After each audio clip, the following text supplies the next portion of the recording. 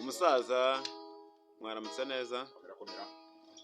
Ndagira ngo wibwire abantu, ubabwire n'ibyo ukora.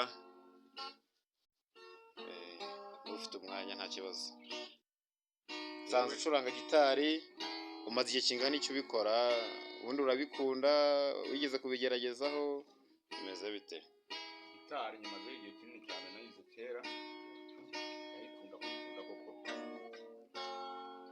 Ndayikunda rwose.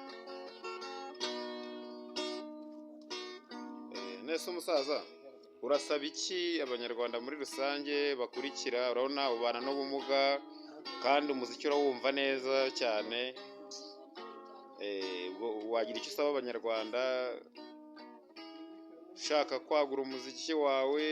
Niba ushaka ko hari urundi rufasha baguha nabyo byashoboka, kubera ko ubu tugiye kubishyira hanze, turebe uburyo wakora, natwe tugiye kugutera inkunga muri ubwo buryo. Icyo nabasaba abanyarwanda mbega muri rusange, bantera inkunga koko ku buryo bugaragara. Urabona umuziki wanjye ni umuziki woroheje, n'ibikoresho urabona gitari yanjye bishaje ukuntu. Ukeneye gitari cyane rwose. Ukeneye gitari nzima. Gitari bifite nk'agaciro k'amafaranga angahe? Ntabwo namenye ukuntu izina. Ntabwo urajya ku isoko, iyi ni iya kera birumvikana. Nanjye ndi uwa kera.